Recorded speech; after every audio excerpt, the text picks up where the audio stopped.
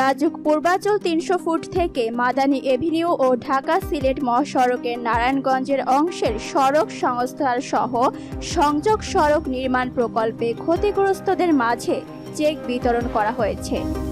আজ সোমবার দুপুরে নারায়ণগঞ্জ জেলা প্রশাসকের সম্মেলন কক্ষে বন্দর, রূপগঞ্জ ও ২৫০০ উপজেলার ক্ষতিগ্রস্তদের মাঝে ৫৮টি চেক প্রদান করা হয়। এ সময় ১৩,৮১,৪২,৭৭৪ টাকা বিতরণ করেন নারায়ণগঞ্জের জেলা প্রশাসক মোহাম্মদ মাহমুদুল হক।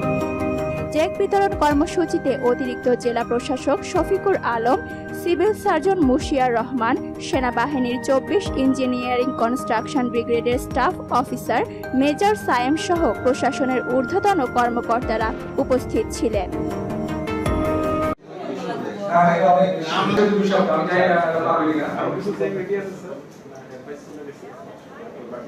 কিছু সাইট কিন্তু আমার রেডি হয়েছে, ধরেন অ্যাকাউন্ট চলে গেছে, অ্যাকাউন্ট থেকে চেকগুলো আসে, আমরা চেক করব। যদি আপনার কাগজপত্র সব ঠিক থাকে, আমি আমার অফিসারদেরকে বলছি সম্ভব হলে এক সপ্তাহের মধ্যে আমরা চেষ্টা করব যাতে কাগজপত্র ঠিক আছে, হাইস্ট 15 দিন।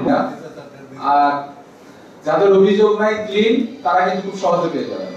আমার ধারণা 15 দিন। মোবাইলে হাত সরান, মোবাইলে হাত সরান, মোবাইলে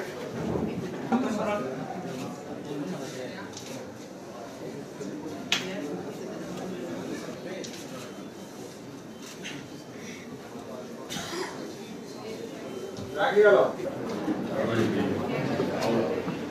ইলিমা আক্তার, জাহানারা আক্তার।